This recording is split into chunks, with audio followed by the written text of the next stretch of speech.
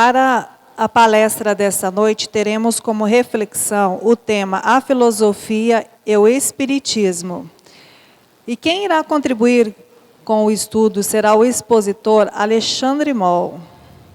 Alexandre é profundo estudioso da filosofia espírita, coordenador do Departamento de Estudos Doutrinários e também coordenador de palestra do Centro Espírita Jesus de Nazaré, facilitador de grupos de estudo e experiente orador espírita.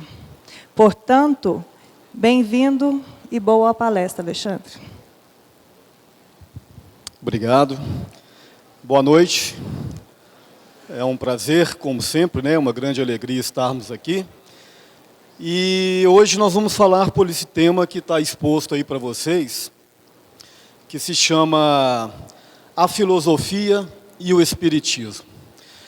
O que nos moveu a trazer esse debate com vocês é exatamente essa frase do Allan Kardec que está aí, que nós encontramos na introdução do Livro dos Espíritos. Allan Kardec diz assim: o homem que julga sua razão infalível está bem próximo do erro. Então essa frase ela tem um significado muito interessante, muito profundo, porque por mais que nós tenhamos as nossas crenças muito bem definidas, né, e é importante a gente não confundir crença com fanatismo ou com dogmatismo, por mais que nós tenhamos as nossas crenças políticas, as nossas crenças filosóficas, inclusive científicas também, nós nunca deveremos fechar em razão infalível, em verdades inquestionáveis. Porque isso é um passo próximo para o erro, como diz Allan Kardec.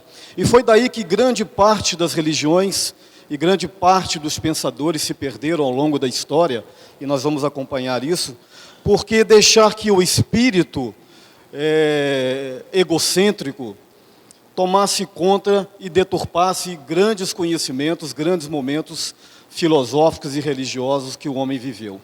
Então, baseado nessa frase, e também movido por uma motivação pessoal, é que nós trazemos ao debate esses dois temas, a filosofia e o espiritismo. O que a princípio parece que eles estão misturados, em outros momentos não. Então nós vamos acompanhar juntos esse entendimento. Eu comecei a estudar o espiritismo há mais ou menos uns 15 anos atrás. E eu acho que, como a maioria, no primeiro momento você fica muito empolgado com aquilo que você aprende e com aquilo que você é apresentado. Porque, inegavelmente, o espiritismo nos convida a uma reflexão de um caráter muito mais racional e de um caráter muito mais crítico, o que poucas religiões fazem. E quando então eu entrei, né, para estudar a doutrina espírita, e aqui está o meu amigo Vicente, que foi um dos meus primeiros mestres, né, eu entrei de uma forma muito intensa, mas com o passar do tempo, você percebe que você precisa também dilatar os seus pontos de vistas. Você precisa ter uma visão um pouco mais abrangente e, como diz o próprio Allan Kardec, não deixar que a sua razão se torne infalível, né, e achar que você é o dono da verdade, porque você está a um passo do erro. Então eu comecei a estudar filosofia, hoje eu faço uma graduação de filosofia, e quando eu comecei a estudar, eu comecei a refletir pensando, será que ao estudar filosofia, eu vou desconstruir a minha crença espírita? Mas com o passar do tempo, aconteceu exatamente o contrário. Quanto mais eu estudava, mais eu aprofundava no tema da filosofia, mais certezas foram me trazendo a realidade espírita. Mas uma certeza formada agora por uma outra visão, uma visão crítica, que é importante. Então nós temos que ter um olhar para a vida, para a realidade, inclusive para a realidade espiritual, de diversos ângulos, como eu já disse, para que a gente não forme uma consciência dogmática. Porque uma consciência dogmática, de certa forma, ela cria uma carapaça em torno da nossa mente, que você fica quase que impenetrável, e fica um homem ou uma mulher de uma nota só. Então, ao longo do estudo, nós vamos compartilhar essa nossa reflexão, E vamos começar pelas etimologias da palavra. Lembrando que a etimologia é a construção da palavra, né? Toda palavra, ela tem, que nomeia um ente, ela tem um sentido, ela tem um porquê. Ela tem uma construção histórica, ela tem uma construção cultural, ela tem uma construção da linguagem, né? E aqui também não seria diferente. Filosofia, todos nós sabemos, vem do grego, né? Onde filo quer dizer simpatizantes, amantes, e sofia quer dizer conhecimento, saber. Então, são os amantes, né, do conhecimento, aqueles que amam conhecer, que amam descobrir as coisas. E essa palavra nasceu lá na Grécia Antiga, quando alguém nomeou, né, a chamada filosofia, que foi exatamente no momento em que o homem começa a construir uma razão crítica, quando ele vai se desprendendo do processo mitológico, que nós também vamos estudar essa noite, e aí então começam a se destacar aquelas pessoas que eram chamadas de filósofos. Lembrando que na época, filósofos e cientistas eram praticamente as mesmas coisas, né? Porque a ciência ainda não tinha suas especificidades, não eram separadas. Tudo estava dentro de um único cesto, que era a filosofia. E a etimologia da palavra espiritismo, né? Espiritismo, o prefixo espírito, naturalmente, é espírito, e o sufixo ismo quer dizer do próprio, oriundo de. Cristianismo, oriundo do Cristo. Budismo, oriundo de Buda. Espiritismo, oriundo de Allan Kardec. Não, oriundo dos espíritos. Allan Kardec, naturalmente, foi um dos espíritos, né, que fez a ponte entre a espiritualidade e os encarnados. Lembrando que espíritos, aqui quando a gente fala espírito, né, a gente logo no primeiro momento imagina que é alguém morto. Não, nós somos espíritos, espíritos encarnados, né? Então esses espíritos aqui, que deu origem à palavra espiritismo, eles são os espíritos que eram mortos na época e os espíritos dos vivos também. Porque Allan Kardec era vivo na época e ele naturalmente ele contribuiu de uma maneira intensa para a codificação espírita, né? Mas a origem da filosofia ou da doutrina não é exatamente o Allan Kardec. O que também, naturalmente, não diminui a natureza do seu trabalho, né? Pois bem, agora nós vamos para a origem e dos conceitos. Nós vamos conceituar o que é filosofia e o que é espiritismo. A filosofia é o estudo de problemas fundamentais, estes relacionados à mente, à linguagem, aos valores éticos e morais, à verdade, ou pelo menos à busca da verdade, porque a verdade ela está sempre em construção, né? A existência e do próprio conhecimento, a existência das coisas. E quando a gente fala existência das coisas, nós não estamos falando só do campo físico, não. Nós estamos falando também do campo metafísico, ou seja, aquilo que está além do campo físico. Então, a filosofia, propriamente dita, ela busca compreender o sentido das coisas, a origem, o destino, o porquê dos acontecimentos, o porquê dos comportamentos, né? E ela nos convida a um raciocínio, a um pensamento crítico. E foi exatamente a filosofia que construiu tudo que nós temos hoje. Tudo. Toda a nossa bagagem cultural, intelectual, tem como base a filosofia. Pois bem, agora nós vamos trabalhar esse conceito histórico aqui, que é a mitologia e a logos, a razão. Por que na filosofia, principalmente na filosofia grega, a gente vê muito, em alguns momentos, principalmente nos filmes de Hollywood e tal, né? A gente vê aqueles poemas, né, de Homero, de Hesíodo, né? E aquelas figuras dos deuses gregos, né?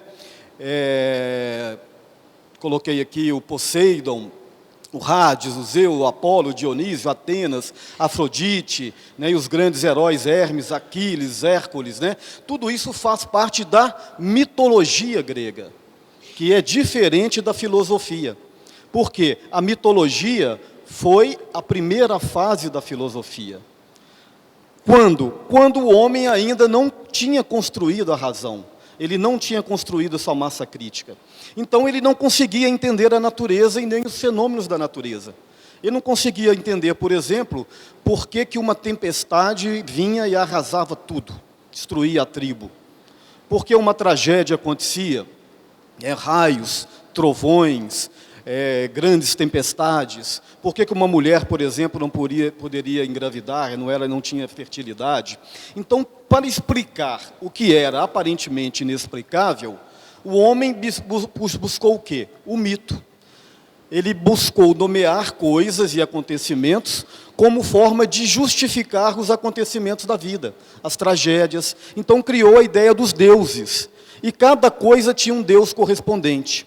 O deus do trovão, o deus da noite, o deus do dia, o deus da chuva, o deus da uva, o deus do amor, o deus da fertilidade, o deus da morte, o deus da vida. Então ele foi nomeando deuses. E se alguma coisa, alguma tragédia acontecesse, é porque o deus estava irritado. Ele não estava satisfeito com o comportamento dos homens. Então, no processo mitológico, nós temos dois sentidos. O sentido educacional, né? Era uma forma que as pessoas, os legisladores entenderam de educar o comportamento das pessoas, colocando medo nelas, como Moisés fazia lá no Antigo Testamento. Aquela figura do Deus antropomórfico, do Deus punitivo. Então, os gregos fizeram a mesma coisa. Então, nós temos o período mitológico. E esse período mitológico foi muito destacado lá nos poemas, aqueles poemas tradicionais de Homero, que a gente vê aquelas lendas gregas. E isso teve um momento em que veio para a fase moderna. E ainda faz parte do nosso cotidiano. Nós ainda, muitas vezes, temos medo dos deuses, a gente ainda faz promessa, a gente tem medo de uma punição que venha de natureza espiritual. E isso começou lá atrás, nesse processo mitológico. Pois bem, com o passar do tempo, aí nós vamos ver uma grande mudança. Importante notar que essa mudança não aconteceu de um momento para outro exatamente. Há momentos em que a gente vai ver a mitologia misturada com a época da razão.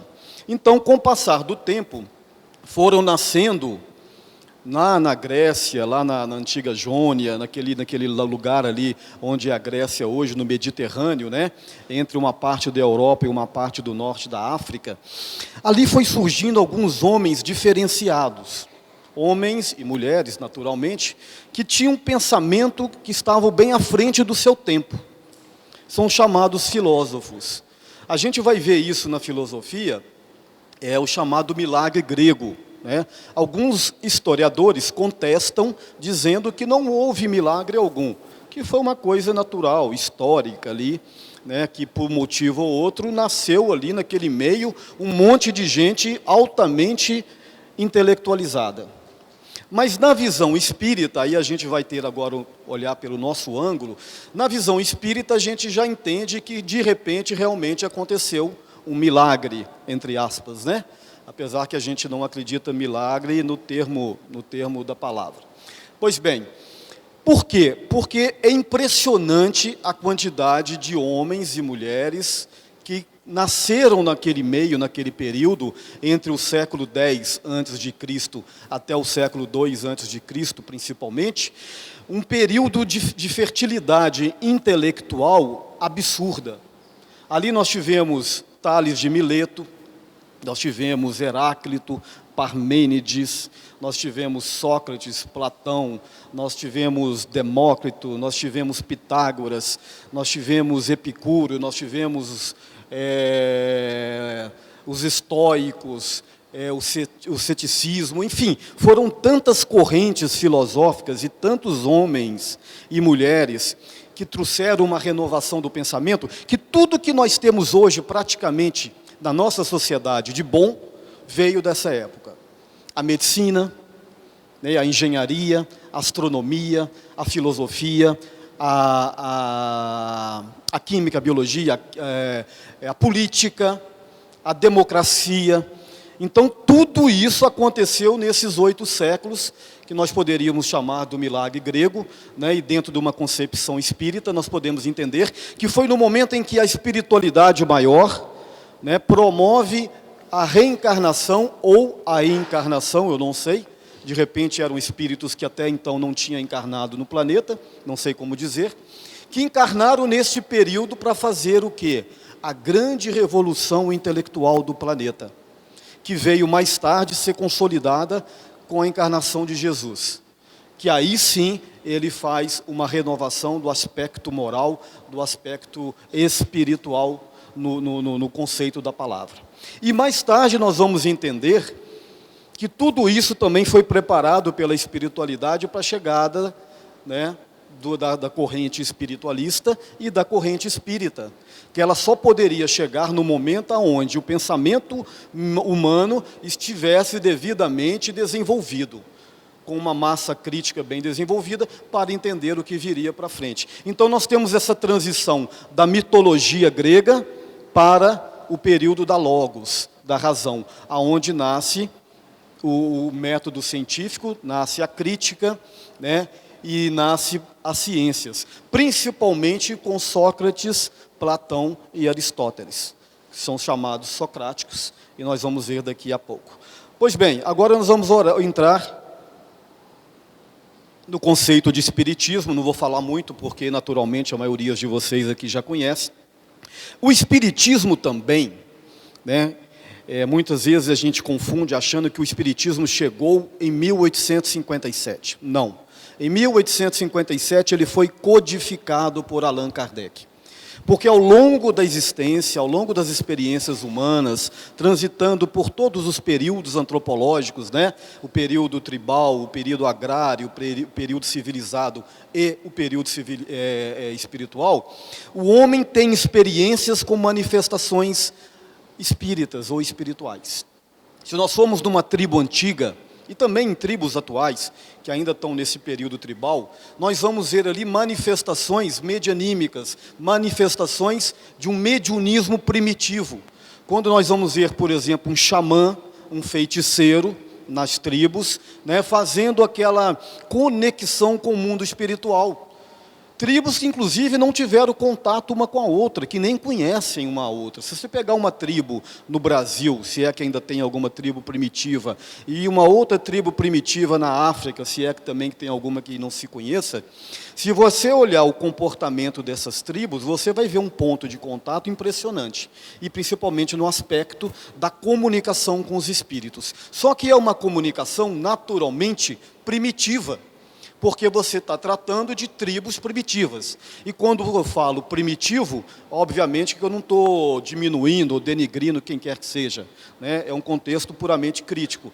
Então, o espiritismo, ele já vem se desenhando desde os momentos lá atrás, desde as tribos antigas. Então nós vamos ver os xamãs, os feiticeiros, nós vamos ver nos gregos os pitons, as pitonisas, os oráculos. Então em todas as religiões, se você estudar as religiões, você vai ver histórias espirituais impressionantes, de Moisés, de Abraão, né, dos profetas judeus, dos profetas árabes, né, de Maomé. Então você vê histórias que algumas são verdadeiras, outras não. Outras se confundem com o processo mitológico.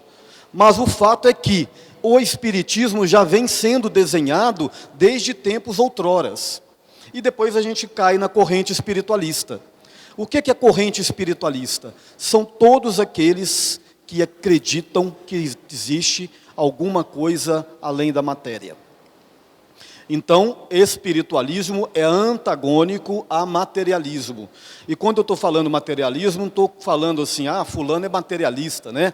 Porque ele gasta muito dinheiro, porque ele gosta de muito dinheiro. Não, esse materialismo aí é outra coisa, né? É lógico que tem aquelas pessoas que são mais apegadas aos bens materiais e tal. Mas todos somos materialistas, porque nós somos espíritos encarnados na matéria. Então nós precisamos de comer, nos vestir, nos locomover. Então, todos somos materialistas. O materialismo aqui que eu estou falando é o materialista que nega a existência de qualquer coisa que seja espiritual. Então, todos aqueles que creem em alguma coisa espiritual são chamados de espiritualistas. Os católicos são espiritualistas, os protestantes, os judeus, os muçulmanos, os hindus, todos eles, todos nós somos espiritualistas. E, inclusive, nós espíritas, naturalmente, porque nós acreditamos que existe alguma coisa fora da matéria. Agora, nem todo espiritualista é espírita. Aí há de se fazer uma diferença. Porque o espírita, além de ser espiritualista, ele tem a crença reencarnacionista. E nem todo espiritualista é reencarnacionista. O católico não é, o protestante não é, né, Luciana? E o budista já é mais ou menos, ele tem uma crença reencarnacionista, mas dentro de uma vertente mitológica, o que é fácil compreensão, né? Os hindus também têm uma crença reencarnacionista, mas também mitológica, porque é uma crença que tem 5.000 anos e seria exigir demais que eles não tivessem. Tá bom? Então o Espiritismo, ele tem esses momentos históricos sendo preparado para chegar na corrente espírita atual. Ah, mas tem certeza que você está falando? Tenho. Porque se a gente for na introdução do Evangelho segundo o Espiritismo, inclusive nós vamos trabalhar isso daqui a pouco, nós vamos ver lá, segundo Allan Kardec, que Sócrates e Platão são os precursores do Espiritismo. Ora, se eles viveram 500, 400, 300 anos antes do Cristo e foram os precursores do Espiritismo, como diz Allan Kardec, naturalmente o Espiritismo já começa a existir desde essa época. Mas, lógico, como um quebra-cabeça que está sendo montado, até chegar o momento em que Allan Kardec, de uma forma genial e brilhante, faz e conclui a montagem do quebra-cabeça. E este quebra-cabeça, bom que se diga, né, como eu já falei, ele ainda está sendo montado, ele ainda está sendo construído. Porque, mais uma vez, eu repito, se a gente fechar em verdades inquestionáveis, a gente cai em erro, né? E isso é importante que nós mantenhamos este pensamento e esse foco. Pois bem, a história da filosofia grega. Eu sei que para muitos aqui, nada que eu vou falar é novidade, né? Mas para outros, sim. A filosofia grega, por que eu estou falando da filosofia grega? Ah, e a filosofia judaica, a filosofia egípcia, a filosofia chinesa, ela não contribuiu nada para o pensamento humano? Claro que contribuiu, sem dúvida nenhuma. Até a gente vai ver um pouquinho mais à frente sobre isso também. Nós vamos destacar alguns filósofos orientais. Mas é porque a nossa cultura, ela é chamada de cultura cultura greco-romana. Do ponto de vista religioso, judaico-cristã. Por quê? Porque se nós somos espíritas, somos cristãos também. Acreditamos em Jesus Cristo. Não numa visão dogmática, mas numa visão educativa. Pois bem, Jesus era judeu. E como judeu, ele tinha a cultura e a bagagem judaica. E hora nenhuma ele abriu mão dela.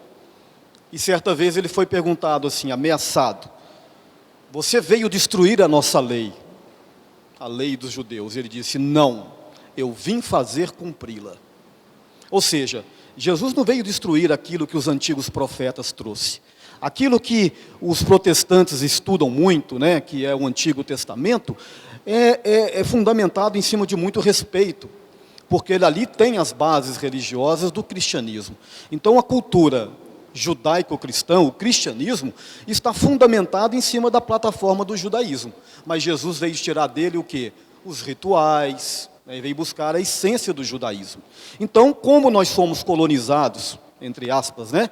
A nossa cultura brasileira, ela é um somatório de a cultura africana, a cultura indígena e a cultura europeia. Naturalmente, com a vinda da cultura europeia, nós fundamos a nossa cultura brasileira fundamentada nos valores cristãos. Então, nós temos a cultura judaico-cristã, do ponto de vista religioso, e do ponto de vista filosófico, intelectual, greco-romano. Por quê? A Grécia, depois teve um momento que ela se expande, é o período helênico, que está lá embaixo. Ó. Então, aqui, nós tivemos 5... Perdão.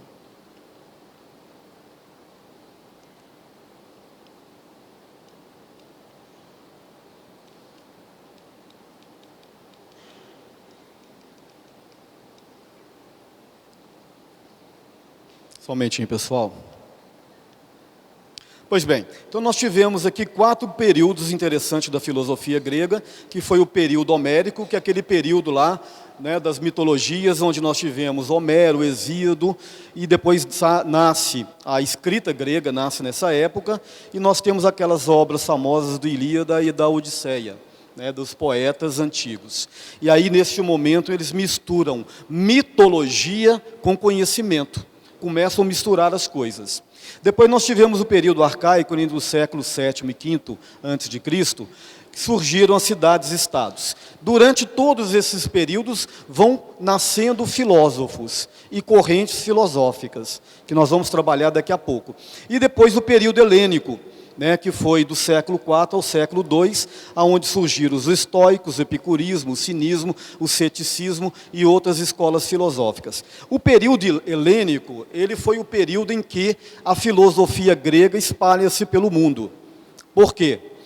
Porque os macedônios invadem a Grécia. E quando eles invadem a Grécia, eles percebem a riqueza cultural daquele lugar. E ao perceber a riqueza cultural daquele lugar, eles preservam aquilo que eles nunca tinham visto. E aí então, eles preservam aquela cultura e vem Alexandre o Grande, que teve como tutor Aristóteles. Aristóteles começa a educar Alexandre o Grande desde criança. Então, quando o Império Macedônio se espalha pelo Oriente, ele leva a cultura grega para todas as regiões aonde ele foi invadindo. Ele preserva a cultura grega, ele preserva os princípios filosóficos, ele preserva a matemática, a medicina, ele preserva o conceito de cidades-estados, de democracia, e aí espalha para o mundo, é o período helênico, onde a cultura grega se espalha. E aí acontece um outro fator, o Império Macedônio entra em colapso e surge o Império Romano. O Império Romano invade as antigas regiões macedônias e a região da Grécia. E o que os romanos fazem também? Os romanos também, que não eram bobos em nada, eles preservam a cultura grega e trazem para Roma as bases fundamentais da filosofia. E aí também, por isso que a gente vai ver em Roma aquela estrutura de Senado, de República, do César, né, as leis, a noção de direito, o desenvolvimento do direito, nas artes, na filosofia. Então, todo o grande sucesso do período grego é espalhado pelo mundo. Aí, naturalmente, o Império Romano, ele se expande pela Península Ibérica, aí vem Portugal, Espanha, o Brasil é colonizado por Portugal, então nós somos herdeiros da cultura greco-romana, que faz parte, evidentemente, do nosso dia a dia.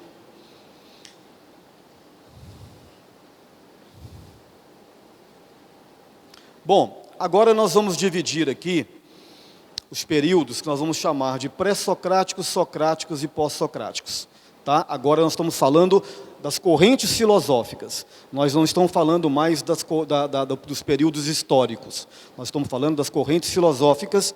E aí nós vamos citar alguns. Não vou citar todos, porque nós ficaríamos aqui algumas horas. Então nós começamos com os jônicos, né? Lá no período mitológico, com Homero e com Hesíodo. Depois nós tivemos Tales de Mileto, da cidade de Mileto, que é considerado o pai dos filósofos. Foi o grande primeiro filósofo grego que se tem notícia. E Tales de Mileto, ele desenvolve a cosmogonia, que era do mito, né? Da cosmogonia é entender a existência cosmológica, a existência da origem das coisas, do ponto de vista místico, do ponto de vista mitológico.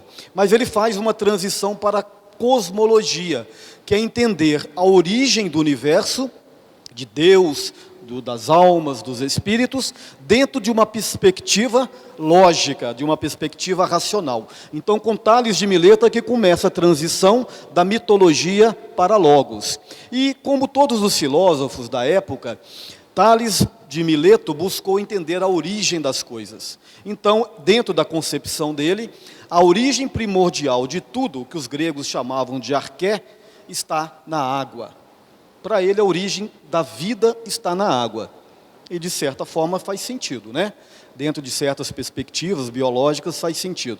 Se a gente pensar que os primeiros seres unicelulares, né, os primeiros vírus e protoplasma da Terra, nasceram naquela matéria gelatinosa lá dos antigos oceanos tépicos, né, dentro daquela sopa de aminoácidos. Inclusive, deu origem à Bíblia, onde se diz que o homem nasceu do barro, né, porque a Bíblia é toda metafórica, então a gente tem que ter uma visão hermenêutica, tentando entender o espírito da letra. Por isso que a gente não pode ficar na letra morta. Então, Tales entendia que a vida, a origem, estava na água. E ele está certo, pelo menos a vida biológica. A vida biológica no planeta começa nessa sopa de aminoácidos, onde, através de uma combinação química extraordinária, né, de calor e tudo mais, nascem os primeiros seres unicelulares, que depois vão se modificando, nascem os seres pluricelulares e vão tomando formas e formas e formas, milhões, milhões e milhões de anos, até chegar aos seres que nós somos hoje. Pois bem, e nós tivemos Anaximandro, que foi discípulo de Tales de Mileto, aí ele já começa a buscar a origem em Deus. Para ele a origem é divina, é inexplicável. E como é inexplicável, tem que ter uma força maior. Então, lá há 5 séculos, Anaximandro entendia, não, a origem é muito além da água, é uma origem divina, nós não sabemos explicar, porque é impossível explicar a natureza, é impossível explicar o universo, dentro de uma perspectiva material. E ele também tinha razão no que ele falava. Aí vem Anaximênides, que fala que é no ar infinito a origem, e vem Heráclito. Heráclito, ele foi muito importante, que ele marcou uma época quando ele dizia que a origem de tudo está no movimento contínuo. Então, reparem vocês, aonde eu quero chegar com essa fala minha, é que vocês entendam que a construção da filosofia ou da doutrina espírita tem como fundamento os momentos filosóficos históricos, que tudo isso que eu estou falando aqui é a base da construção do pensamento espírita. O movimento é a base da evolução humana, não só na perspectiva biológica, mas também espiritual, do homem. Então, Heráclito dizia que um homem, você nunca entra dentro de um mesmo rio 2 vezes. Aqui tem um rio que passa aqui, né? Aliás, o que já foi um rio, né? Infelizmente.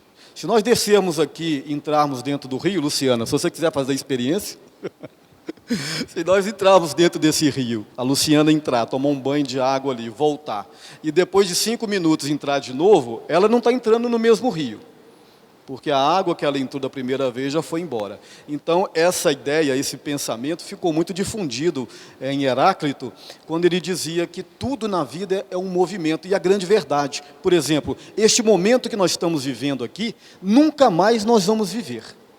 Nunca mais, ele é único. A gente pode até combinar, e amanhã todo mundo vai estar aqui nesse mesmo horário, com essa mesma roupa, e eu vou tentar repetir as mesmas falas para construir esse momento de novo. Nós vamos dar conta, gente? Não vai, não vai. Né? E principalmente as mulheres, elas não vão querer repetir a roupa de ontem, amanhã, isso eu tenho certeza. Né? Pois bem, então nós passamos para Parmênides, aí nós temos um dualismo aí, né? Um antagonismo, porque Parmênides, ele já diz o seguinte, que o ser é e o ser não é. O ser é uma substância permanente. Dá para achar que ele é contrário a Heráclito, mas não é, porque na verdade eles aparentemente antagônicos, mas eles se complementam, porque o ser é permanente. Apesar de nós estarmos em constante evolução, o ser será sempre o ser. O Alexandre será sempre o Alexandre, o Vicente será sempre o Vicente, e assim vai ser. O espírito, ele é imortal. Ele passa por todo um processo de transformação, de mudanças, de evolução, mas ele vai sempre ser o ser que ele é, sempre indivisível, sempre a razão individual. Pois bem, aí nós vamos para os tomistas. Tomistas foi a corrente que nasceu com Demócrito, né? Vejam bem, lá Demócrito, lá no século IV, no século V antes do Cristo, ele já descobriu a existência do átomo. E como é que ele descobriu a existência do átomo, se ele não tinha nenhum aparelho, né, para poder descobrir? Naturalmente, do ponto de vista filosófico. Ele começou a pensar. Ele pegou um pedaço de pau, Isso aqui é por minha conta, tá, gente? E deve ter começado a cortar essa madeira, cortar, em pequenas partes, até que ele chegou a uma parte quase que invisível. E ele falou, existe uma matéria indivisível, que ele deu o nome de átomo. O prefixo A quer dizer não, o sufixo tomos, divisível. Aquilo que não é divisível. E olhem que vocês interessante, 2.200 anos depois, a teoria de Demócrito ficou apenas na condição filosófica. Até que no século XVIII, um pesquisador inglês chamado Dalton, comprovou matematicamente a existência do átomo, que existia realmente uma matéria indivisível, que ela é a origem material de todas as coisas. Então, olha como é que a filosofia é tão importante para a construção do pensamento humano. Hoje nós já sabemos que Dalton estava errado e que ele também, pelo menos a palavra átomo, O átomo é divisível sim. Hoje nós sabemos pelas experiências atuais, que já chegamos inclusive numa matéria ainda menor, na subpartícula atômica, que é o chamado bóson de Higgs, numa experiência que foi feita lá no LSD, lá na Suíça com a França, naquele acelerador de partícula, uma teoria do Higgs foi comprovada e, de fato, existe a chamada partícula divina, que é a partícula primordial, a mãe de todas as partículas.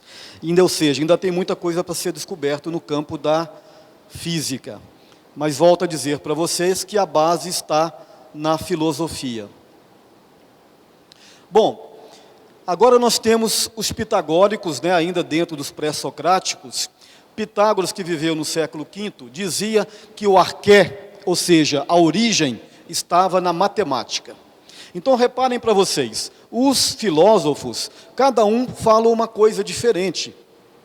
Em certos momentos, eles se contradizem, mas é assim que você forma e cria o arcabouço do conhecimento humano. Digamos que a filosofia seja um cesto, onde cada um vai colocando ali um conhecimento, mesmo que aparentemente antagônicos em dados momentos. Imagine que você está com um cesto e vai num bosque colher frutas, aí você pega lá um limão, uma laranja, você pega uma pera, você pega uma maçã, você pega uma acerola, você pega uma manga, e vai colocando dentro daquele cesto. Isso é a filosofia, o cesto do conhecimento, onde cada um vai depositando um conhecimento, e isso vai construindo o pensamento humano. E é assim que a humanidade evolui. E alguém pode dizer, mas a humanidade está caótica, nós estamos vivendo um momento muito conturbado. Na verdade, nós estamos no nosso melhor momento. Nunca estivemos tão bem. Nós temos 7,5 bilhões de pessoas encarnadas, 1 bilhão passando fome, mas 6,5 bilhões se alimentando. Nós temos guerras, mas não tivemos uma guerra como a Segunda Guerra Mundial, que foram arrasados mais de 120 milhões de pessoas, 80, 60 pelo nazismo, mais 60 pelo comunismo. Então isso aconteceu há 70 anos atrás. Então não vem com esse papo para mim de falar que nós estamos mal, que o mundo a humanidade está perdida, que não é verdade. Nós nunca estivemos tão bem, porque senão nós não estamos contrariando a lei da evolução. É lógico que existe dor, existe sofrimento, existem injustiças, sim, mas porque nós ainda somos imperfeitos. Somos espíritos habitando o mundo de provas e expiação. E aqui não tem nenhum santo. Então, naturalmente, nós estamos no mundo que merecemos estar. Mas estamos no nosso melhor momento. Ou então eu posso fechar o livro, pelo menos os livros que eu li até hoje, e ir embora para casa. Porque aí nós vamos estar contrariando a lei da evolução, a lei do progresso. Ela pode ser contrariada, é lógico, mas tem que ser contrariada com argumentação sustentável, Pois bem, Pitágoras, ele então dizia que tudo estava na matemática, e é verdade também. Por quê? Essa mesa tem um arranjo matemático, essa mesa tem, esse microfone tem, aqui nesse salão nós temos um arranjo matemático, os nossos corpos têm, tudo tem um lastro matemático, tudo, do ponto de vista material. Tudo tem uma natureza matemática. E Pitágoras, ele era um matemático, ele tinha uma visão abstrata. Ele vivia o mundo de forma matemática, aonde eu digo para vocês, não são espíritos quaisquer. Pitágoras não era provavelmente um espírito deste planeta. Sócrates também não era. né, estava aqui, ou poderia até estar reencarnando, não sei, mas naturalmente são espíritos de um cabedal espiritual e intelectual muito distante do nosso. Eles vieram para promover a grande revolução do pensamento, até a chegada do Cristo, que faria a grande revolução moral da humanidade. Então, Pitágoras, ele era, do ponto de vista científico, adepto da matemática, tanto que ele dizia que o arqué estava na matemática, estava no números, né? Tanto que ele criou o teorema de Pitágoras e muitas outras coisas, mas ele também acreditava na crença órfica. A crença órfica era uma crença, uma religião, que acreditava na imortalidade da alma e na mentepsicose. A mentepsicose seria uma reencarnação, mas dentro de uma perspectiva um pouco diferente que nós conhecemos do Espiritismo. Há pontos de contato. Pois bem, ora, como pode um homem, um matemático tão conceituado, um homem tão abstrato, ser adepto de uma crença mística? É porque, naturalmente, ele já tinha a intuição dessas coisas. E os órficos acreditavam que a alma, vejam bem, essa frase aqui é atribuída a Pitágoras, tá? Eu não sei até onde é realmente verdade. Eu estou trazendo aqui aquilo que eu vi nos livros de alguns historiadores. Mas ele teria dito: a presença divina está em tudo. A alma transmigra de corpos em corpos até atingir a sua purificação. A alma aspiraria, por sua própria natureza, a retornar à sua pátria celeste, às estrelas, libertando-se dos ciclos da reencarnação. Pitágoras, século IV antes do Cristo. Ora, quem estuda o Espiritismo e lê isso aqui, vai ver que isso é o Espiritismo. Pelo menos na questão da reencarnação, é basicamente isso que nós acreditamos. A alma, o espírito, transmigra de corpos em corpos para purificar o seu ser e até chegar à sua perfeição. Inclusive, se nós formos lá na questão 132 do Livro dos Espíritos, aí a gente já começa a construir uma ponte entre a filosofia clássica e o Espiritismo. Nós vamos ver Allan Kardec perguntando: qual o objetivo da encarnação? A evolução e a perfeição do espírito. Parece até que ele copiou Pitágoras, né? Por quê? Porque, na verdade, a doutrina espírita é uma construção, uma síntese de todos e de muitos desses filósofos. Allan Kardec foi lá nesse cesto e foi colhendo parte desses frutos. Até porque parte dos espíritos que trabalharam na codificação espírita, muitos deles viveram nessas épocas. Pelo menos é o que diz lá nas obras espíritas, né? Nós temos comunicação de Sócrates, de Platão, de Santo Agostinho, de Fénelon e tantos outros. Pois bem, e agora nós vamos dar um pulinho lá na filosofia egípcia. Existia um homem chamado Hermes Trismegisto, o nome dele original naturalmente não é esse é o nome latim que eles deram para ele, Hermes, o 3 vezes grande, que era um sacerdote e um pensador, um estudioso egípcio, né? E era tão inteligente, segundo diz a história, que ele é 3 vezes grande. E tem uma fala dele que também está na história, eu não sei até onde está a verdade. Por que eu falo assim? Porque ele viveu 2000 anos antes de Jesus. Então eu não sei também até que ponto isso foi sendo deturpado, que isso é verdade ou não é verdade, né? Mas ele dizia, ou pelo menos teria dito, o seguinte: a pedra se converte em planta, a planta em animal, o animal em homem, o homem em espírito, o espírito em Deus. Parece meio piração isso, né? Espera aí, a pedra se transforma em planta, a planta em animal, o animal em homem, em planta. Pois bem, aí nós vamos em Allan Kardec no Livro dos Espíritos, e Allan Kardec diz assim: na natureza tudo se encadeia, desde o átomo primitivo até o arcanjo, que inclusive este, o arcanjo, começou no próprio átomo. Admirável lei da evolução. Admirável lei da natureza. Olha só, Allan Kardec vem dilatar isso aqui, mas falar com praticamente as mesmas palavras, né? Que na natureza tudo se encadeia, desde o átomo primitivo ao arcanjo. Quer dizer que tem um ponto de conexão, é como se fosse uma corrente, onde as argolas se passassem. Ou seja, o princípio inteligente, que é o prenúncio de uma alma, ele viaja nos reinos inferiores da criação, experimentando cada momento desse, até chegar no momento da consciência humana. E aí a gente vai em Leon Denis, continuador das obras de Allan Kardec, e diz assim: na planta a inteligência dormita, no animal ele sonha, no homem ele acorda, conhece-se, possui-se e torna-se consciente. Então reparem vocês como é que, de tempos em tempos, a história vai se repetindo e os conhecimentos vão se repetindo. Agora nós vamos para os socráticos, né? Socráticos, naturalmente, são aqueles que estão dentro daquela época, história onde viveu Sócrates. Lembrando que Sócrates, Platão foi discípulo de Sócrates e Aristóteles foi discípulo de Platão, ou seja, viveram com ele.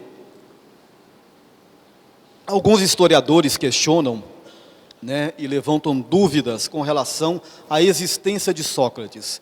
Alguns sugerem que Sócrates, na verdade, não existiu. Ele foi uma criação de Platão. E outros não, dizem que Sócrates realmente existiu. Até porque eles argumentam que outros autores da época falavam de Sócrates, não só Platão. Mas Platão, nas suas obras, principalmente na República, ele cita Sócrates o tempo todo, os diálogos de Sócrates, porque ele era um discípulo de Sócrates. Sócrates não escreveu nada, ele foi mais ou menos como Jesus. Ele não escreveu nada, ele apenas vivia. Ele tinha sido um grande soldado, né, que era um herói de guerra grego, e depois de um certo tempo ele simplesmente fazia palestras, ele não cobrava pelas palestras, e ele era muito crítico, e como ele não cobrava, naturalmente, né, ao contrário dos sofistas que cobravam, Sócrates falava aquilo que queria. E muitas vezes quem fala aquilo que quer acaba pagando um preço, né? E ele tornou-se então inimigo do Estado até ser morto e ser obrigado a tomar a cicuta, que era um veneno. E ele tomou, porque ele falou que ele não devia nada para ninguém. Pois bem, e Platão convivia com Sócrates, então era o mestre dele. Então Sócrates, Platão era discípulo de Sócrates, Aristóteles discípulo de Platão. E depois Aristóteles foi tutor de Alexandre o Grande. Pois bem, lá no livro Evangelho segundo o Espiritismo, logo na sua introdução, nós vamos ver uma fala de Allan Kardec dizendo que Sócrates e Platão são os precursores do Espiritismo. Por que Allan Kardec diz isso? Porque a base do pensamento espírita tem os seus fundamentos na teoria, na filosofia socrática e na teoria platônica. E nós vamos abordar alguns deles.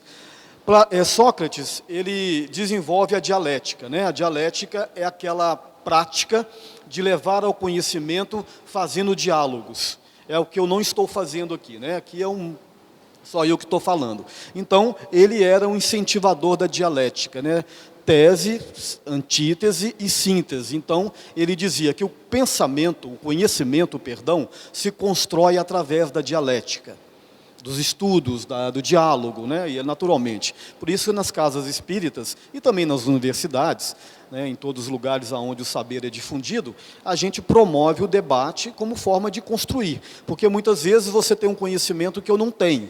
Então ele dizia que ele era um parteiro, hermenêutica era a palavra para quem fazia parto. A mãe do Sócrates fazia parto. Então ele dizia que fazia parto nas pessoas, Luciana. Então ele chegava para a Luciana e através da dialética, né, ele usava muito da ironia, ele era até meio debochado, né, por isso que algumas pessoas não gostavam dele, porque ele era muito debochado, ele ia de deboche em deboche, de ironia em ironia, ele ia buscando aquilo que a Luciana tem para fora. Então ele dizia que todos nós temos conhecimentos, que a educação é um parto, onde você coloca para fora aquilo que você tem e o outro te cede aquilo que ele tem.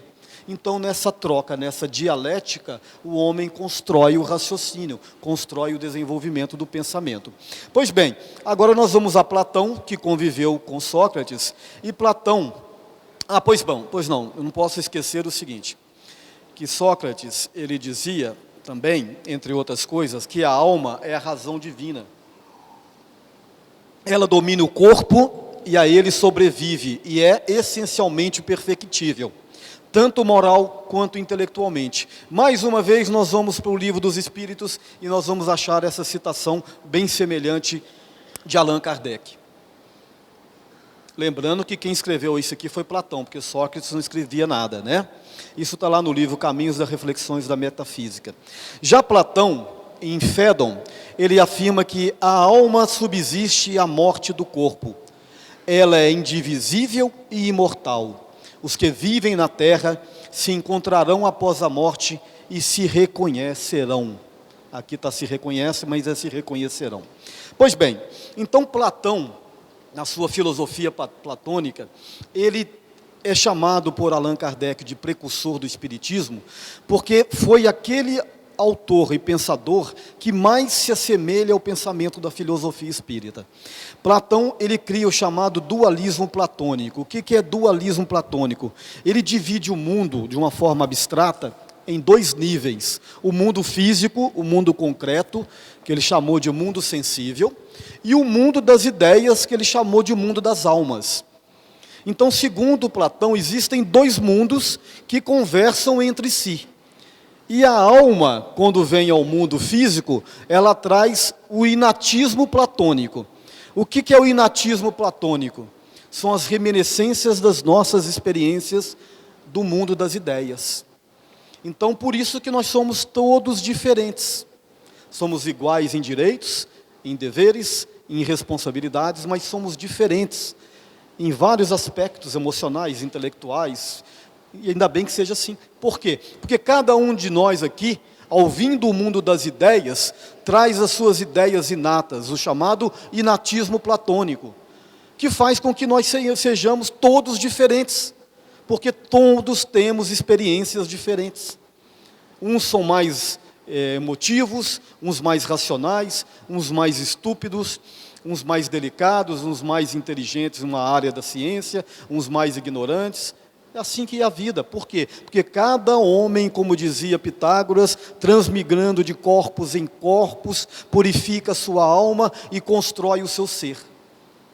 Até que finalmente nós atinjamos a nossa fase de angelical. E nós ainda estamos numa fase ainda bem... Nós estamos ainda nos primeiros anos, né, lá no fundamental ainda. Pois bem, então Platão, com essa ideia do dualismo platônico, né, ele dizia que existiam esses dois mundos, e ele traz alguns mitos para poder desenvolver o seu pensamento. Esses mitos, na verdade, eles são metáforas que nós temos que entender. Por exemplo, lá no livro A República, ele fala do mito da caverna e ele fala do mito do carro alado. O que seria o mito do carro alado, né? Que a alma tem 3 partes. Quais são as 3 partes da alma? Ele cita uma metáfora. E ele fazia muito isso, como Jesus também fazia. Eu vos falo por parábolas, porque vós não estáis preparados para tudo compreender, né? Então Jesus ensinava por parábolas, os filósofos também. Então Sócrates, Platão, ele dizia que no mito do cavalo, né, do cavalo alado, que o homem é um cocheiro sentado numa carruagem alada, onde 2 cavalos nos puxam. Um cavalo obediente, um cavalo muito dócil, muito fino, muito obediente, e um outro cavalo muito desobediente. Aquele cavalo bem indomável, né? E que a alma é o cocheiro. Então nós temos que dominar esses 2 cavalos que estão dentro de nós, né? E a minha esposa costuma até brincar, né? Eu casei com o príncipe e o príncipe virou o cavalo, foi embora e ficou só o cavalo. Mas aí, porque nós temos realmente essas 2 naturezas, a natureza animal e a natureza espiritual. E tem uma outra passagem interessante, eu acho que já trabalhei com vocês aqui em outra oportunidade. Aconteceu na expansão do oeste americano ali, daquele período ali onde muitos índios foram massacrados, né? E um chefe Sioux, de uma tribo Sioux, que era um chefe muito respeitado, foi entrevistado por um repórter de um jornal de Nova York, lá pelos idos de 1800 alguma coisa, e esse repórter perguntou assim: por que os indígenas têm comportamentos, né, em momentos tão dóceis, tão ingênuos, se assemelham até a uma criança, e porque em outro momento são tão rudes e tão violentos? E ele respondeu: nós temos 2 ursos se degladiando dentro de nós, um muito mau e um muito bom. E qual vence a batalha? Perguntou o repórter. Ele respondeu: aquele que eu alimento mais. Então, nós é que alimentamos esses 2 cavalos, nós que temos a rédea. E é exatamente na educação desses 2 cavalos que a gente aprimora o espírito. Pois bem, infelizmente eu fiz a palestra para durar 1 hora, mas eu acho que eu dimensionei mal. Essa imagem aqui é do mito da caverna. Ela está meio estranha ali, mas é assim mesmo. O mito da caverna diz o seguinte, também de Platão, que os homens nasceram, né, e foram acorrentados desde cedo numa caverna. E ali alguém dava comida para eles, mas eles viveram acorrentados dentro da caverna. E a caverna tinha uma pedra onde eles entrava a luz externa. E toda a representação que tinha sobre a vida estavam nas sombras, estavam nas imagens. Então as pessoas passavam lá fora, os animais passavam lá fora, as coisas que aconteciam lá fora eram refletidas pelo sol no fundo da caverna. E esses homens acorrentados viviam ali. Então eles tinham a visão de um mundo deles, era aquela caverna. Até que um deles conseguiu romper a corrente. Rompendo a corrente, ele consegue sair da caverna. Chegando fora da caverna, ele se dá com uma outra realidade, totalmente diferente. Aí ele viu um mundo maravilhoso, não mais o mundo dos sofrimentos e das dores, os mundos das representações, mas o mundo real. E chegando lá fora, ele andou por esse mundo real e ficou tão entusiasmado e tão maravilhado que ele correu para dentro da caverna para contar para os homens que lá estavam e para libertá-los. E eles não acreditaram nele e não quiseram sair da caverna, porque eles viveram ali e eles achavam que ali era o lugar mais seguro. E o outro naturalmente seguiu. O que representa?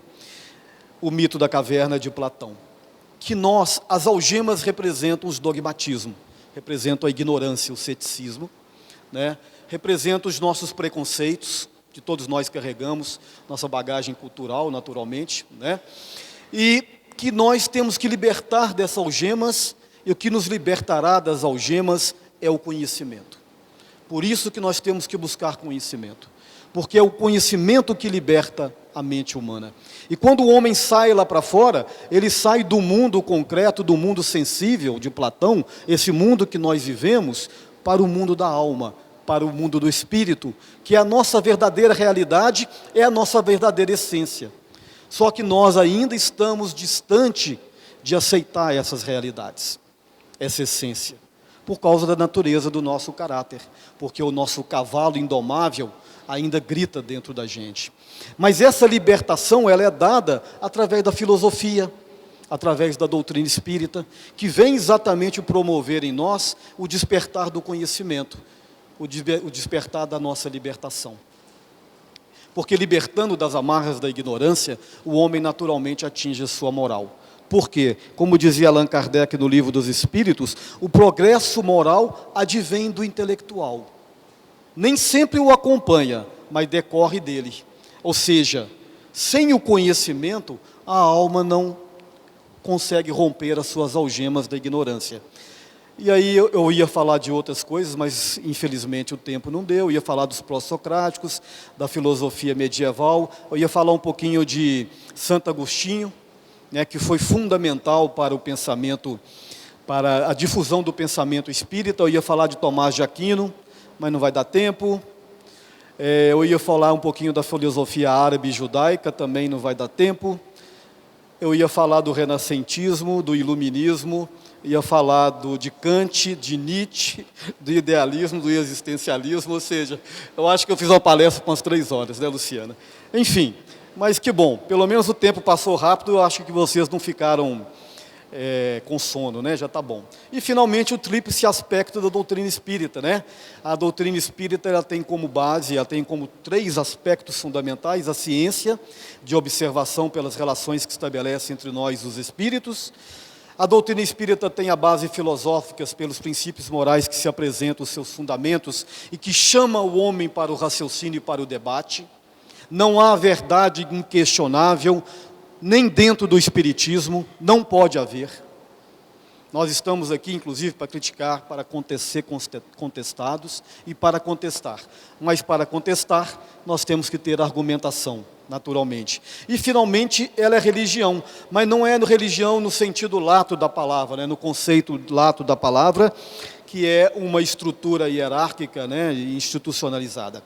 A religião do espiritismo é a religião do seu conceito a priori, ou seja, libertando-se das algemas da ignorância, o homem atinge o seu nível de espiritualidade, ou seja, ele se religa ao seu Criador. É aí que é o conceito de religião espírita. É quando o espírito se desprende das suas amarras e se conecta com o seu Criador. É onde nós um dia pretendemos chegar. Tá bom? Muito obrigado pelo carinho de todos. Boa noite.